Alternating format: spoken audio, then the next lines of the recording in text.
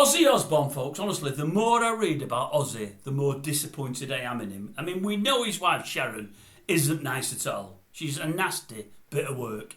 Vindictive, nasty, deceitful. She's all of those things. Not a nice person at all. Done a lot of harm to many of Ozzy's past band members and also other people in the music industry. Turned a lot of people against Ozzy with the nastiness of vileness. But I think there's things that she's done that Ozzy's been fully aware of and supportive of and just hid behind her. I mean, I've just watched something on YouTube there. Now, I know we can't believe everything we hear. I do know that. And I do know there's always two sides to every story. But I seen a headline come up on my YouTube feed about a couple of days ago now. And I kept meaning to have a watch of it. I've only just watched it. And it was something like how much Randy Rhoads got paid by Ozzy and Sharon. I've watched it it was about 10 or 12 minutes long. And it's shocking. It's absolutely shocking what that woman and Ozzy have done to past band members. I'll tell you what it is. It's worth a watch. If you like the old rock music or you think Sharon's a nice person, go listen to that. It'll give you all you need to know about her. If, like me, you think she's a nasty bit of work, it'll give even more fuel to the fire. It's called How Much Ozzy and Sharon Paid Randy Rhoads. Randy Rhoads is the absolute wizard of guitar. The unbelievable find that Ozzy Osbourne made I think it was in the 70s at the end of Black Sabbath when he started up his own group, the Blizzards of Oz. Randy is the guy that tragically died when I think was it a light aircraft at the tour bus, if memory serves. Died much, much too young.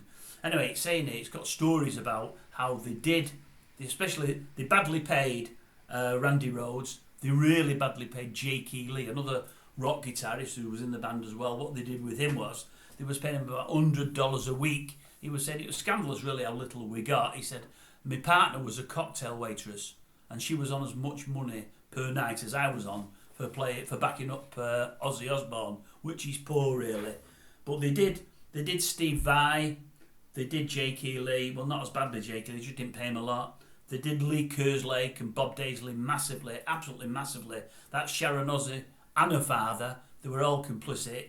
And it's an awful story. Go and have a listen if you get a chance. It's on a channel called Cars Guitar Channel. It's K-A-R, is it apostrophe S Guitar Channel. It's really worth looking at. It's about 10 or 12 minutes long. It's a cracking video.